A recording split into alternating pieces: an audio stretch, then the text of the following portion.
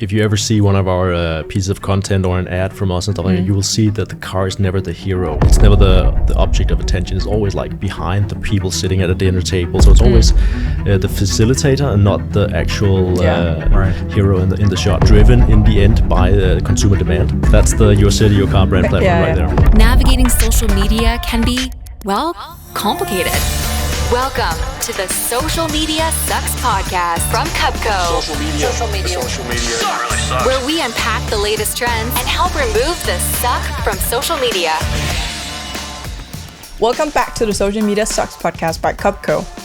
If you ever experienced the fear of missing out when it comes to social media and marketing trends, then this is definitely the right place for you. We help you level up your marketing and business skills by covering the latest news within social media and of course through our inspiring guests.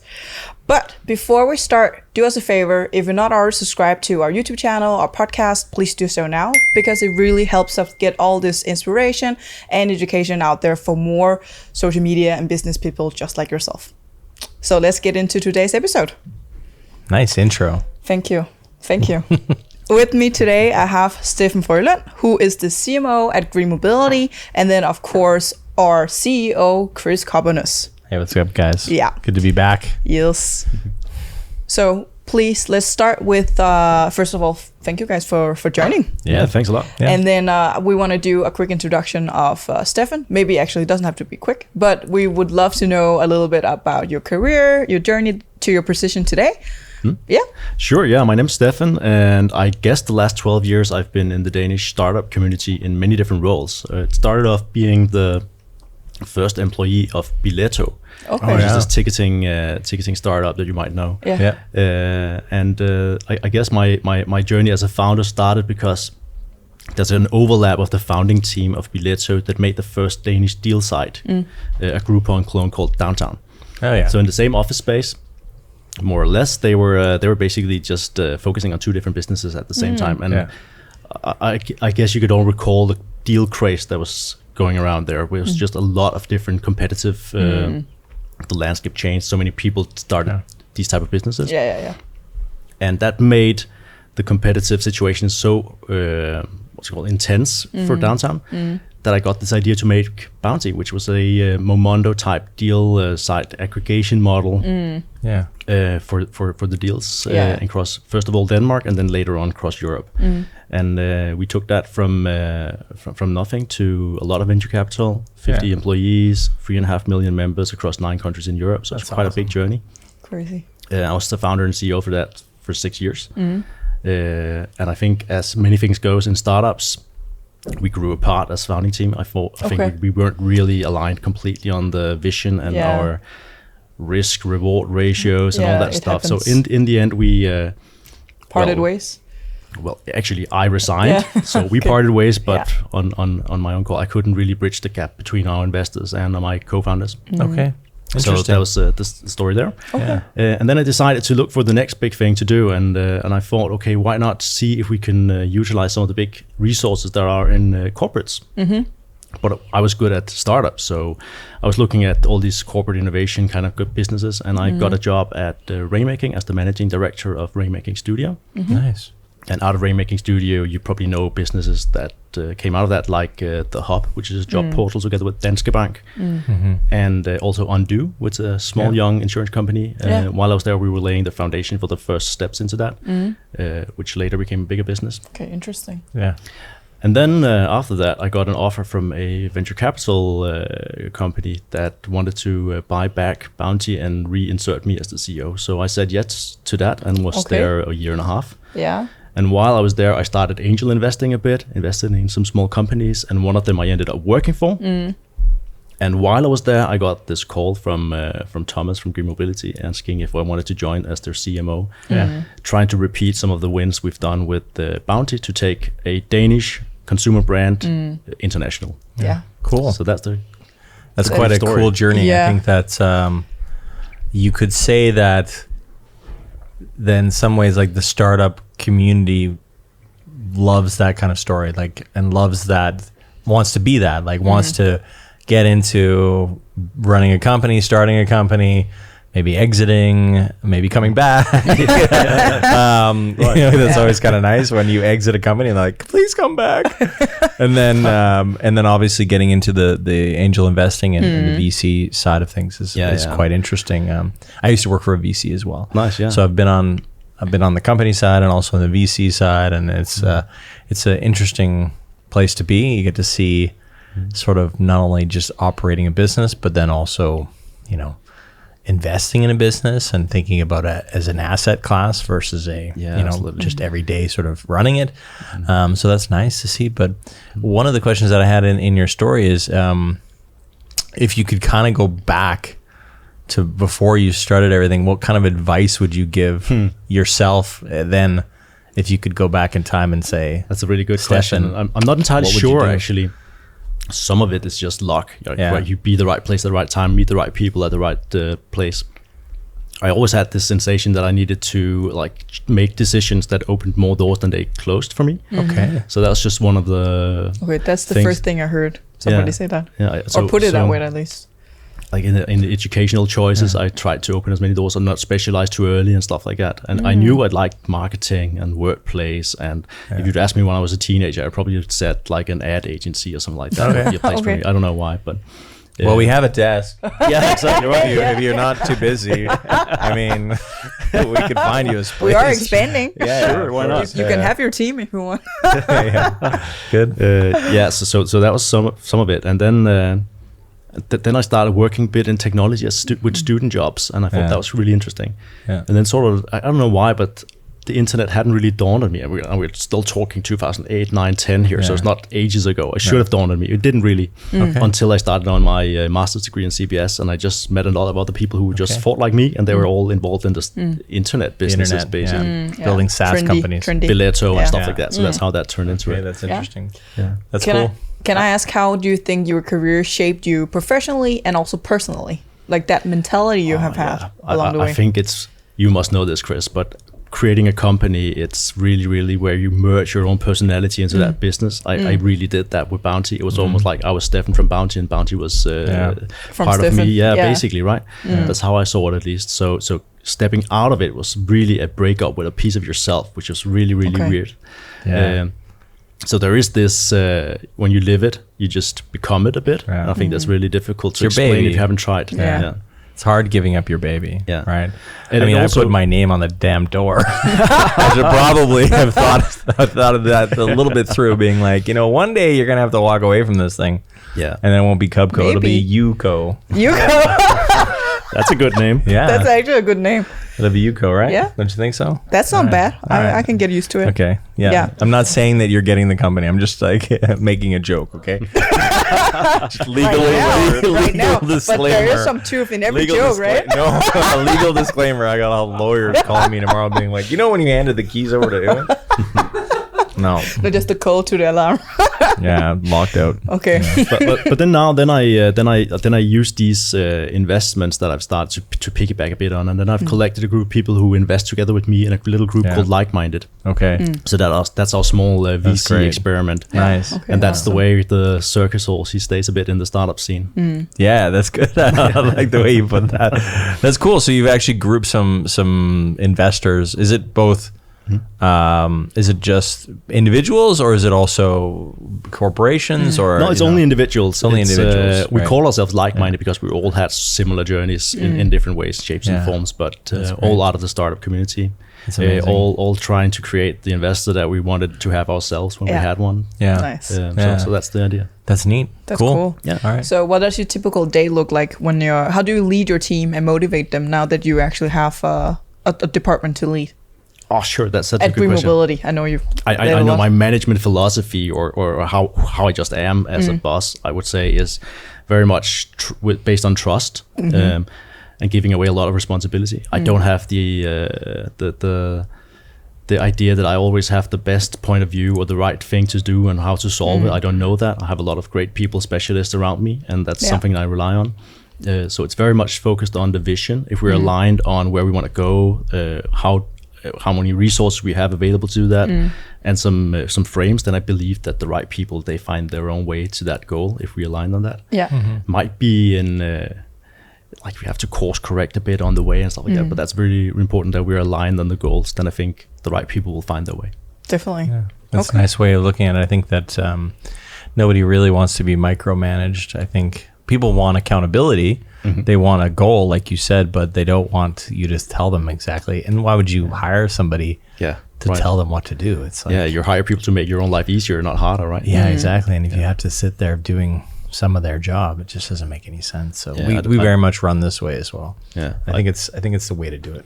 I heard a very clever management coach once tell a group of people, I was among the audience, that you can divide the focus on performance into two different axes. One is like being hard on people, and one hard on performance. And many places they fall, bad bosses, they fall into the category where they start being hard on people instead of performance. Yeah, that's so you'd rather be aligned on the KPIs and the goals, rather than you have to meet in at 9, you have to deliver this before this date.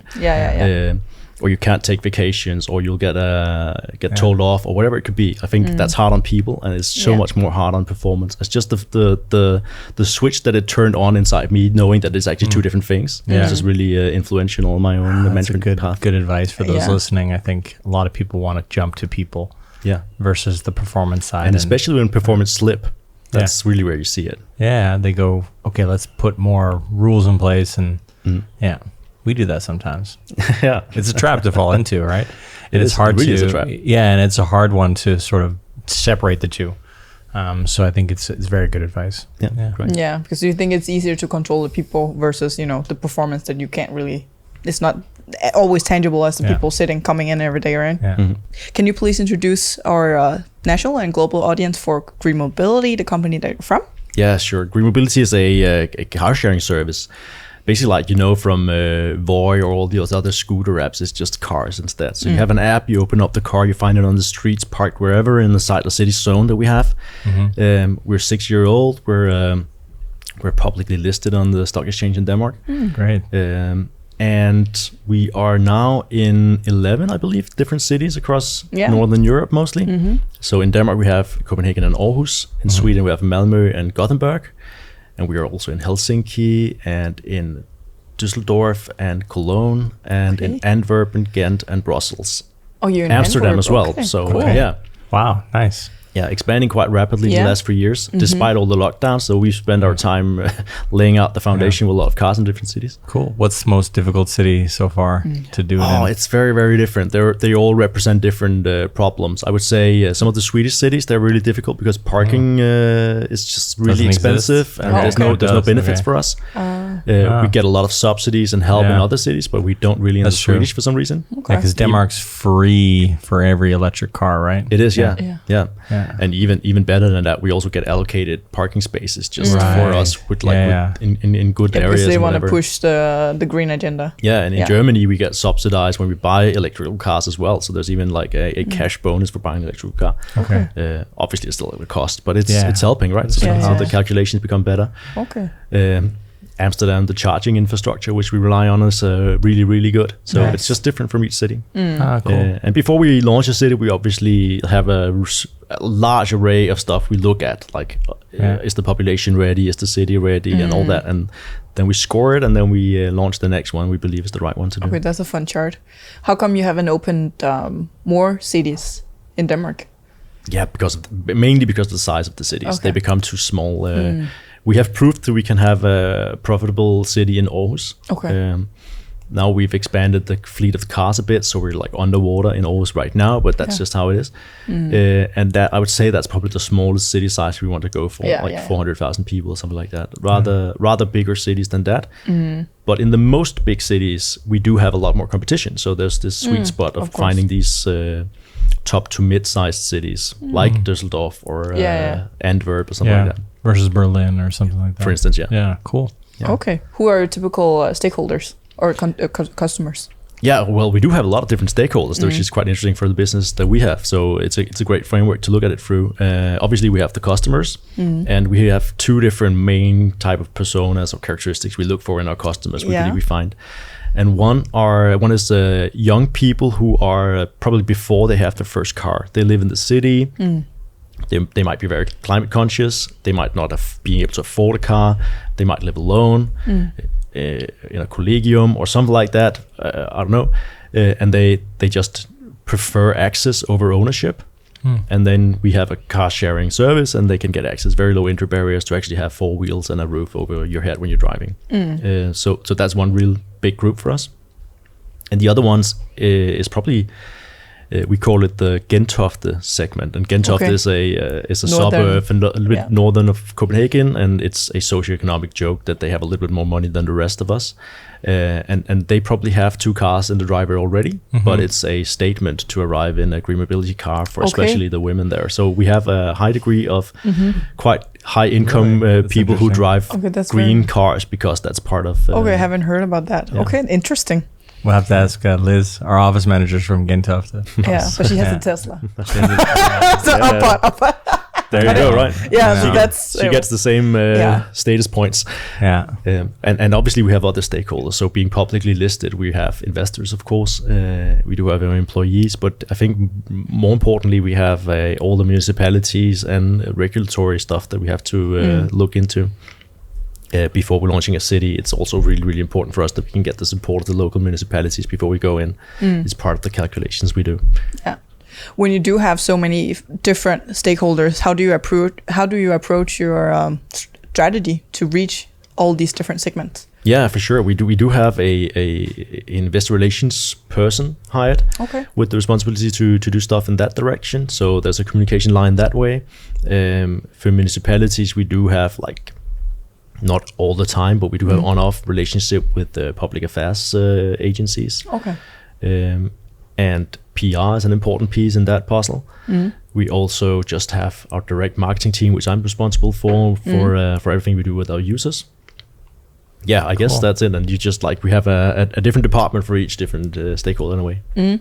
How do you how do you tailor different content? What data feeds you guys when you have to develop different content? Because I guess you can't, with different segments, you can't just do one size fits all type of content. No, you're right, you can't. But we've tried, and we've together with an agency a couple of years ago, we created this brand platform that we call Your City, Your Car. And that is an idea of having a catalog of inspiration, what you can do with your cars, and why we present something that's beneficial for the city not only, but also for the people doing stuff in the city. And so it's like a brand platform that tries to encompass all of these different stakeholders at once. Not easy, but it is the intended idea. And also, which I guess we'll come back to in a bit, but also something we can use across all our cities. So we have something that's a foundation. We don't have to invent a new brand in all cities, but we do have something that works across. Also an important distinction we're trying to do. Yeah, because a lot of people would feel more attached to their city than the car that they're renting or borrowing for a period, right? So absolutely, yeah. It's about attaching to that value or to that emotional aspect of them. Yes. So it's a good way to tap into that and their pride, and then fit into their life in a sort of more seamless way. Absolutely. And if you ever see one of our pieces of content or an ad from us and stuff like that, you will see that the car is never the hero, like the technical term in the marketing film. It's never the object of attention. It's always behind the people sitting at a dinner table, or behind the person going outside the car heading into the theater or something like that. So it's always the facilitator and not the actual hero in the shot, as opposed to normal car ads where you will see the car being the hero, driving through the desert or whatever.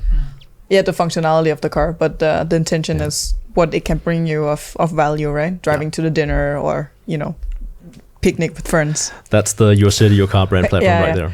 Okay, so what else do you see resonates the most with your audience in terms of the content and the strategic approach you guys have? Yeah, it's down to the same platform again. So we figured out, and that's the insight we built it on, is that we knew our customers use it for many different things, like use cases.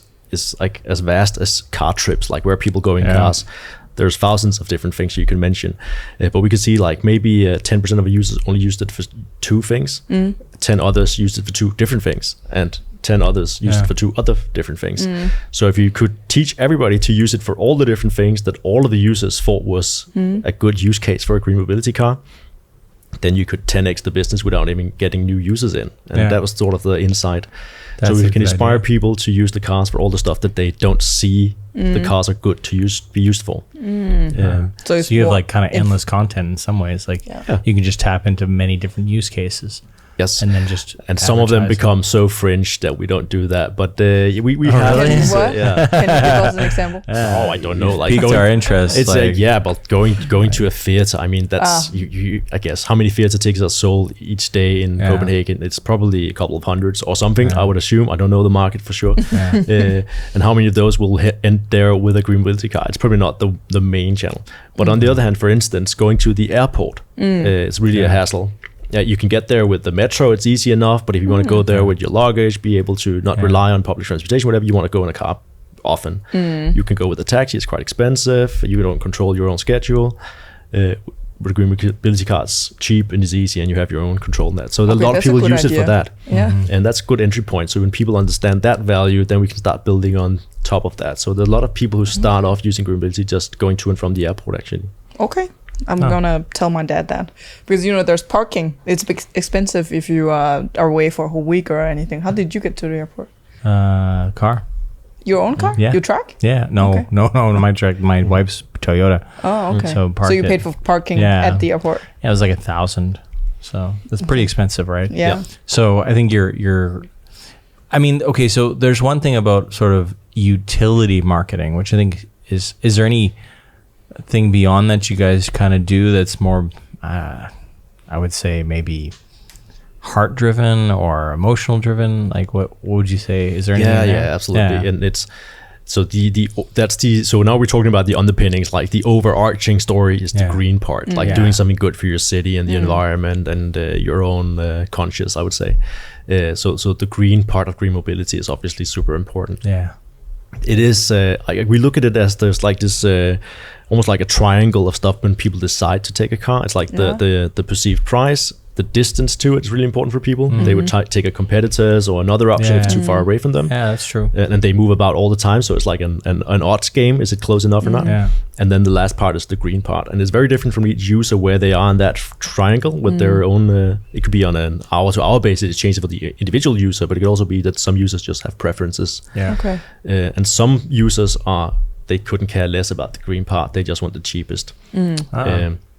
I think it's like very common knowledge in Denmark that ecology in supermarkets only really took off when it hit the same price point as the rest of the greens that you could buy, right? And it's, I guess that's the same with green traffic. So it's got to meet the same price as renting any other sort of thing. Yeah, so Renting when we into hit the that, car. then that becomes a competitive access that we can rely on.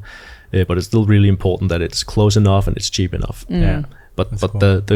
the feel good branding story is the green part. But cool. the feel good branding story is the green part. It's a good one. I think that a lot of people want to feel like they're doing better for the planet, right? So that's what you can kind of tap into and push on those heartstrings, and then having the more utility part, like hey, you can get to the airport, is so you combine those together. Yeah, Okay. exactly. Cool. And I guess there's a little bit fun here if you double click on that a little bit, because we also get attacked from that side. We're never green enough for the real green people, and that's also interesting because the airport is the utility, but you can go climate neutrally almost with a very small pollution from the cars being produced from us, but go and take a flight that's really pollutant, and then is it actually a net benefit or not? So we're facilitating more flights or we're not? Yeah. And we get these discussions. Oh, sorry. Yeah.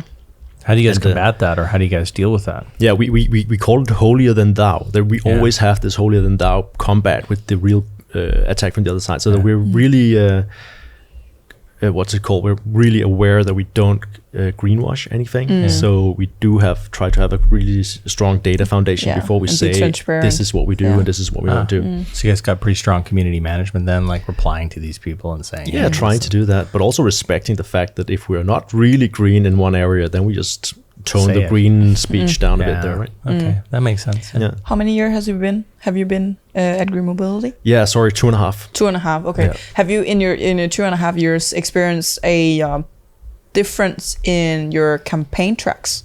Like, has that evolved or changed nature? Yes, for sure they have. I think we have to take a step back to understand a little bit of the marketing strategy that we have to understand why it's evolved and in which direction. And it's so my own marketing philosophy is very much based on almost like evolutionary principles, which might sound really high-fetched, but it makes sense when we get into it. So we need a lot of data first of all, and then a high degree of experimentation with the channels, and then you just gradually weed out the stuff that doesn't work, and you stick with the stuff that does, and pile in your budgets into those things that work. And if they stop working, then you continue that process, and in a way that mimics how evolution works. So that's where it comes from. You need a lot of variation, selection, and rounds in the game. And if you do that a lot, then you get to a better and better place all the time. So it's very much an open-ended question where we end up and how the channels evolve to be what they are. I would say it's probably driven in the end by the consumer demand. So where are the consumers who are most willing to react to our messages actually? And that's where we can see our strategy evolves towards. We put in this, I think you would call it like software as a service metrics over a non-subscription, non-software businesses. Also, we're looking at through the lens of cohorts, acquisition costs, lifetime value, and all that, and optimize that game. And in the end, we'd like as high a multiple as possible on our marketing spend. So we have this acquisition cost over lifetime value kind of ratio. But that's one thing. If you wanted to do the best investment in that, you'd probably end up planting a redwood tree, because I don't know, is it called an acorn? I don't know, but you probably get that quite cheap. You plant it, but you have to wait 400 years, but then you just reap a huge bonus, right? But 400 years, who have the time to do that? So you also need to factor in time, and that's the speed of which you get your money back. And you could imagine like a business like Momondo or Price Runner, they would like almost buy the click and sell the click with a margin on the minute.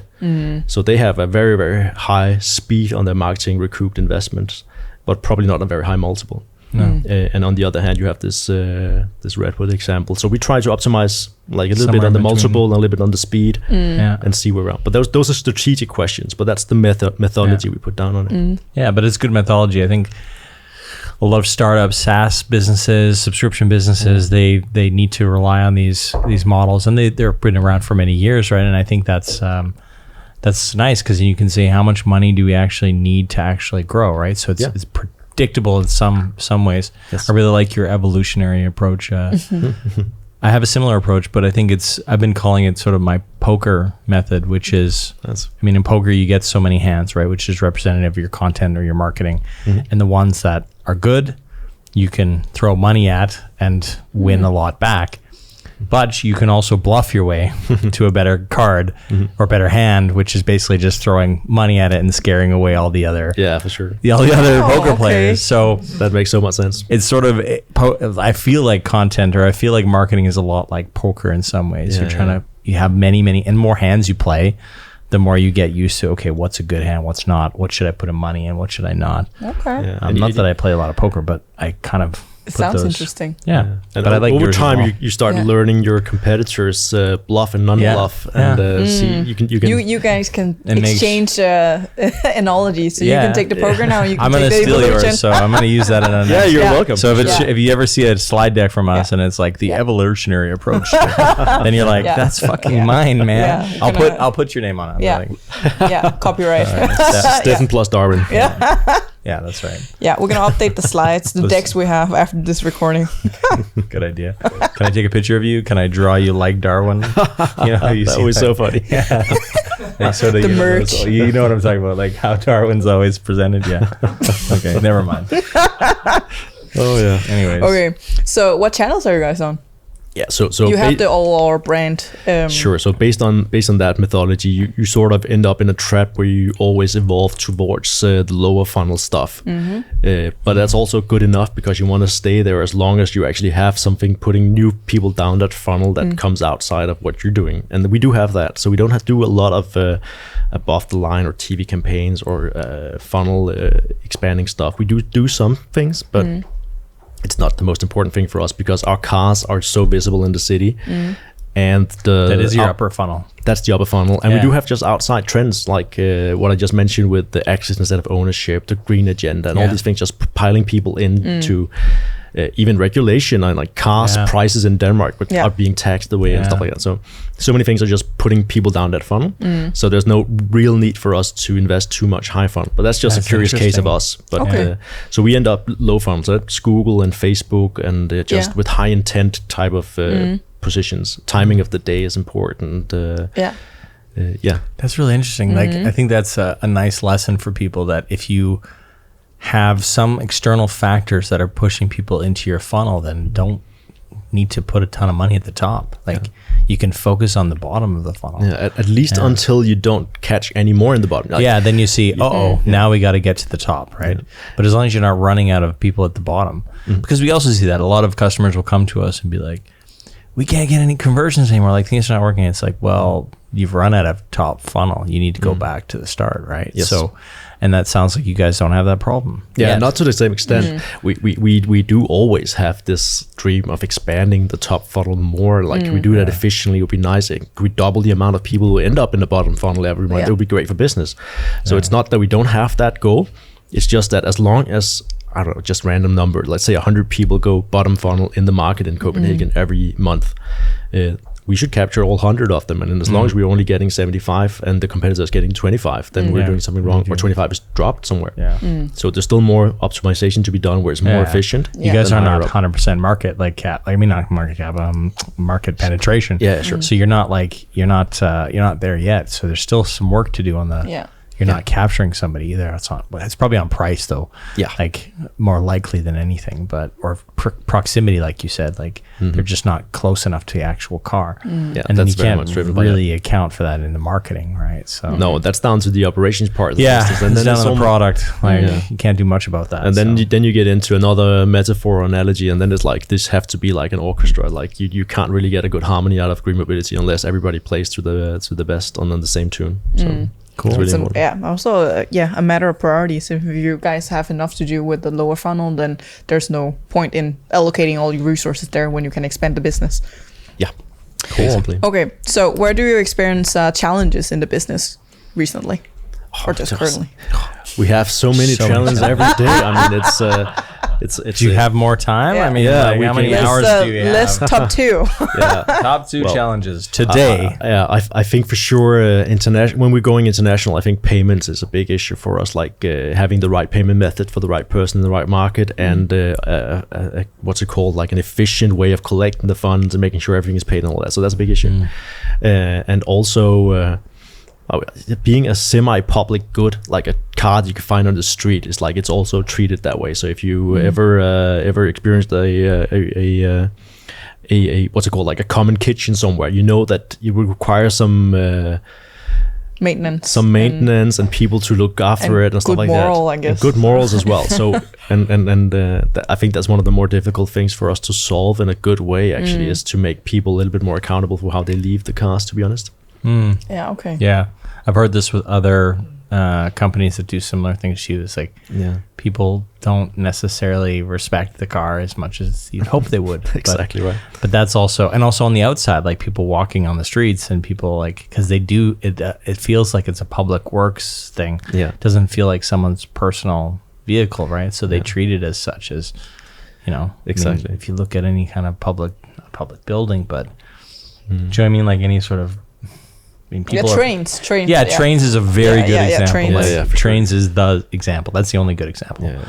People will leave their energy drinks or they'll leave a cup of coffee or the newspaper and stuff like that. And obviously, the next client or customer will phone us up saying this car was left a little bit dirty, and we can obviously see in the system who had the car before that. And we can make a little note and say, okay, this is probably something we need to watch out, and 3 strikes, and we can give you a call and all that. So we are doing stuff and implementing a lot of stuff, but it's that is one of the more difficult things. So that's a challenge for sure. Yeah. It's almost like the hotel room mentality, like sort of putting something in the car, like please leave this the way you know. Yeah, exactly right. You found it. Don't drop the towels on the floor. Yeah, exactly. Exactly. Like take your towels with you in this instance. What are you using towels for?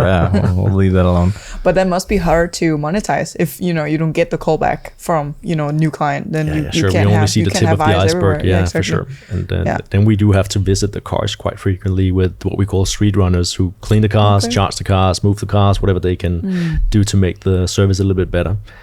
But with so many cars, it's an efficiency game. Like how much can we actually get to the cars until it becomes such a big cost that it will change our cost structure and we can't compete, or we can't find the right price compared to what people are willing to pay. And so there's always this game of optimizing all these different parts. Yeah. Cool. But that could be a new communication track for you guys later on. Yeah. Like Cleanliness. How to clean. how to leave your car clean and, you know, maintenance it. And I mean, that will also make sure that others would want to rent it more, and that's good for business. It's good Well, for the more for the environment. long- I think like you exactly. need to push that agenda, which is like clean the car so that we can clean the world. And also cheaper for you guys. That's I a good mean, point. if- Yeah, for sure. Yeah. It's like more people will drive greener if you leave the car a little bit nicer. Yeah. Yeah. What we do know is actually that a clean car will stay clean for quite a long time. Yeah. But a dirty car will just accumulate dirt Yeah. really fast. So That's it's like, you public leave. toilets. I mean, Yeah, in a way. Yeah. So No, Sorry, it's, that's not I to just- I make a bad It's a comparison. very good but- point, but I think that please don't use it as a toilet, anyone. this is not a toilet, people. But it's that mentality, right? When you have But something you're right. nice, you want to It's- keep it I was nice. in, just speaking of which, I mean, not that I want to take up any story time here, but I was in Rome for the weekend. Not fully Rome, I was outside Rome, but came into Rome a little bit. And there's like the train systems and like everything's got graffiti on it. The city's like falling apart in some places. Yeah. And you're like, and it's not just the ruins, it's the buildings. Yeah. And what ends up happening is like that mentality further Yeah.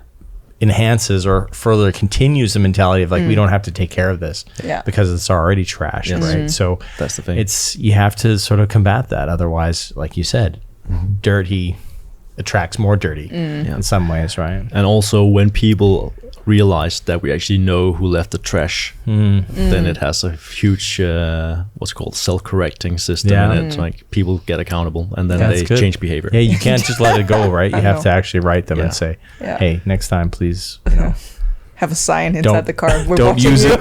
Next time, don't use it as a toilet. Yeah, exactly. Take your towels with you. Yes, okay. You forgot to wash your hands. Yeah. Yeah, exactly. Please spread. So where do you see growth opportunities for you guys? Well, for sure, we as I explained with the brand platform, if we can get our existing users to drive more, that's a huge growth driver, and that's very much where we focused on creating the right flows based on your behavior and non-behavior. So a lot of trigger events and like these automations, basically, that's what we're working a lot on. So that's one big part. Not I just want to point on this. Sorry. So are Yeah. you guys able to see, you know, where they're going and then be able to act on that? Well, we don't ask people where they're going in No. the current UX. Okay. But it could have been like Yeah. an Uber app. You would probably type in, "I'm going from A to B." So they can use that data to figure out how to advertise to people. But Yeah. you guys are not doing that. We are not. We are Okay. considering how we can change the app for the better. So it is part of the solution space to go that direction. We haven't decided on anything with that, but it is possible. And benefits like that, targeting and route planning, even just pricing calculators comes out of that. So there's a lot of different stuff we can do. Yeah, a lot more data out of that. Okay, that's so good. we only know the A, and then after the trip we know the B of where you Okay. are going. Okay, interesting. Yeah. So that helps, of course. Okay. But I mean, we can see a drop-off place for a car. It can be 2 blocks away from where you're actually going. So you drop it off in front of a theater where you were going for dinner. We don't know anything about No. that intent, right? No, so no. we'll have to ask people more about that, and that's what we're Yeah. doing. But Cool. Okay. But you can see probably airport. yeah, for sure. That's Yeah. that's a clear Yeah. one, right? Like, okay, we know that they're at the airport for this. Conference. Yeah. I mean, Yeah. Clarion is close. Yes, absolutely. And and then growth opportunities is also expanding internationally. We can just see Yeah. that opening up a new city represents a positive change for us. Of course, there's a growth opportunity in those cities that we choose. And for a period of time, they might be on the water in terms of our investments into them, but they quite fast come to a profitable level, and that's the sort of like put them on a string and just launch cities and plant some flags and say, okay, now it might be that Berlin is taken by 10,000 car sharing cars, but Antwerpen is not. So here's the flag we plant. Does that make it easier to go get extra VC money? Like, you're in the VC game, you understand that. Isn't it easy Yes. just to go, here it is, like, you give us $10 million, we can be in 3 extra cities. You Yeah, guys- and to be completely honest, I think that's a lot of benefits came from being publicly listed. Like trust, when we were to talk with the Copenhagen municipality back in the days when we launched being publicly listed. We were only a year old when we got listed, actually.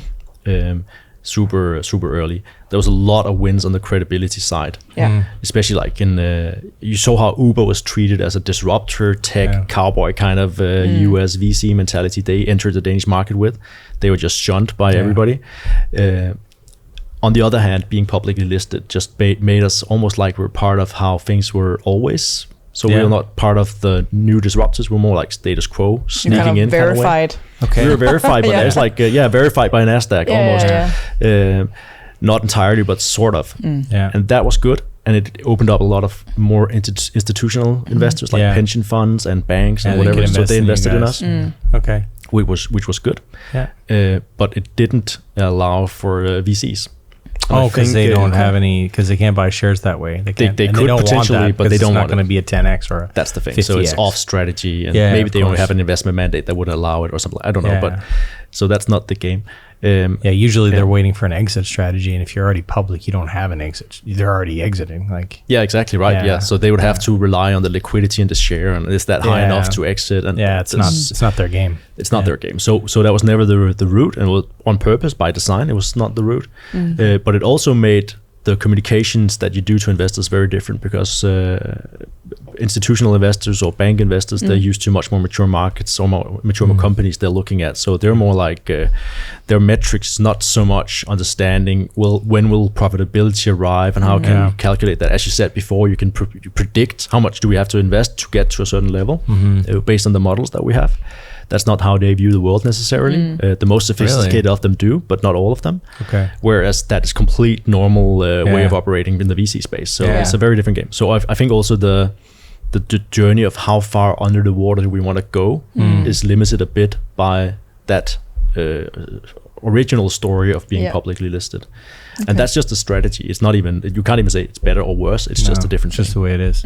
Yeah, that's interesting. Okay, so more institutional investors, pension funds, but that also represents more stability and more, deeper pockets in the end, I would say. Yeah, absolutely. Yeah. In many ways, at least compared to Danish VCs. Yeah, that's true. Yeah. Oh, yeah, absolutely. Okay, makes sense. Do you see any untapped potential for GreenMobility, any low-hanging fruits when it comes to your strategic approach? We just talked this other day about some channels we haven't really spent a lot of time on, and we wanted to start investigating a bit more and putting into can we see it fit into the evolutionary approach and test it off? And that would be more TikTok and more maybe Snapchat. We haven't done a lot of that either. Get the younger crowd in earlier. Yes, for sure. It's probably good. I mean, it's also aging up. I mean, TikTok is. It's such an animal. Like, it's a totally different beast, right? And it's really taking off. So a lot of companies like yours and others are saying, hey, we should really do something here, which is nice to see. I think it is the place. And I think also from a search perspective, it's really strong, where it wasn't maybe a year ago. So maybe are searching, sitting against the expert here, maybe you can tell me a bit more about that, because it's one of the things we're considering, or one of the hesitations we have is whether or not our brand, the green stuff, and being a car, which is like, it has to have a level of security and professionalism about it before you want to trust the car. How does that fit into a world of memes and self-irony and jokes? Well, and like that? I mean, okay, so one of the things, like, TikTok has changed dramatically. Like, I think it has been very meme, what is culturally hitting at the moment, how do we tap into that? And that has been the sort of way of doing it, but we're seeing much more brands sort of walking away from that because it's just not working anymore, because all brands have been done it, and trying to find their own sort of voice. So I think it's really working for a number of different brands that kind of can do it. Even Ryanair is experiencing a real change in sort of how they have to operate. Also from a sort of copyright thing, you can't really use copyrighted sounds anymore. You kind of have to find your own way, right? But I think like we've got a vegan brand that also has to fit this intersection of being a vegan brand, but also tapping into trying to change people's hearts and minds, and it's kind of a controversial topic in some ways. Behavior, nonetheless. And changing behaviors, right? So how do we do that? Because we don't want to just talk to vegans or vegetarians. We want to talk to maybe potentially meat eaters that we want to change their sort of perception. And I think you guys probably have a similar challenge, right? So it's really about inspiring them, showing them what the benefits are of using the product, but trying to doing it in an infotainment way, right? Because you don't want to go out there and be like, here's your car and here's how to unlock it, and like no one's gonna watch that. You have to, or maybe they would, but you have to find Yeah. a fun way of doing it. Yes. And I think, and then also TikTok is opening up sort of nearby, which is it's showcasing content that's nearby. Yeah. So basically, like, which kind of works for the sort of location stuff that you guys have. Pretty So cool, so if you are looking at the future of it, it'll be neat to see how you can use a nearby option to showcase people who might be in the market for, you know, a car to use, like showing them content like, hey, just nearby there's this, or nearby there's this. So you can sort of use the geolocation abilities to sort of advertise yourselves, which that could be quite cool. Yeah, that's really good for us. Yeah. So and look at I mean, the audience on TikTok is also perfect suitable for GreenMobility as well, because it's such a strong community-based platform. Yeah. Yeah, and when you really tap into that, we can also see our vegan brand that's performing really well in terms of engagement, and it's very it's a, you know, passionate platform with a lot of, you know, passionate and agenda-driven segment. So there's a really untapped potential, especially with the young people, right? Yeah. They really want to engage with green brands, and exactly. And this is where they find inspiration and everything. So that's definitely a huge channel for you guys to tap into. I saw a TikTok ad agency trying to sell us that they would help us with that, and they showed the statistics, which was an eye opener for me. That it was actually not just 14-year-old girls. Yeah, it's watching totally it. Like, changed. It's grown so much, and it's even faster than it tends to with, you know, all the other platforms we know. But I mean, the evolution of the social media platform is usually that it's the younger generation and it catches first, and then it just expands to the older generation. But TikTok has experienced like even a faster growth and change in the older audience. segments. Yeah, it's quite wild. The other thing too is to make the case for you guys internally is I would also, and for anybody else listening, is that once you produce for TikTok, then you kind of have Reels solved. Yeah. And if you want to expand to YouTube Shorts, you kind of have that solved as well. So a lot of our clients are happy that we're kind of solving 3 things at once, which is nice for them. And almost all platforms are just heavily pushing vertical video. So it's a kind of a way. And also, I think it's nice to lower the production value. Like we don't have to go shoot with this thing. Like, don't have to bring out the big cameras. Like the idea can shine, and it doesn't have to be, you know, no offense, Martin, I know you love, dude, I know you, I know you Next love. time we have 3 people with each of their iPhone. Yeah, no more fancy cameras. We'll just and like, it has to be handhold, so it's like it's real shaky cam. We'll do shaky cam podcast. Yeah, authentic. Zoom in, zoom out, crash zooms all the time. No? Okay. Anyway, so that's the case. So, but I hope you guys do it. I think it'll be interesting to see what you guys do there, and it'll be fun. I want to end on a last note, which is the future outlook. Where do you see GreenMobility go in the future? Yeah, so as a publicly listed company, we have to state these things to the market in the right order. And what we have stated to the market is that we have this ambition of reaching 35 cities in 2025. Awesome. Okay. So we are fast trying to expand into more cities. So the future for us is more cities, and obviously more small evolutionary marketing mixes we can have in each city that we try to optimize against. Okay. Love it. Yeah, that'll be great. We're also trying to get to 35 cities. Within 2025? No. within this week. Within this week. Go. You just deployed every employee in different cities. Yeah, exactly. And call that an exactly. agency. Martin, can you move to Hungary? Yeah. Berlin. Oh yeah, you love Berlin. I can That's take right. Singapore or I Hong know. Kong for you. Everybody That's wants. I'll live with that. That's a funny way of doing it, actually. That's right. We're in 40 cities. Write that to 40 people. 40 yeah, cities. markedsføring.dk. Exactly. Cupco expands to 40 cities. Yeah. In 1 week. Don't question how many. It's a employees good are in each PR market. stunt though. No, it's not. Okay. And I can promise that it's a little bit more than one car in each city. we're Okay, going good. for. Good job. We won't Yeah, fall good into that job. trap. Yeah. Yeah. I love that. One car. We're in. Yeah. That would be so You should start sneaky. putting cars in like the weirdest cities just to get the PR rally. Yeah, just to be like, why are we in Timbuktu? Like, why? Like, just the weirdest, the base of Everest. Like, why are we at the base of Everest? Well, we wanted to be everywhere. Base camp. Yeah. Okay. Thank you guys so much for sharing. So here we have it, GreenMobility's strategic approach with Steffen Frølund, the CMO at GreenMobility. Thank you guys for listening and tune in for the next one. Thanks, Steffen. Bye. Thanks. This has been the Social Media Sucks Podcast.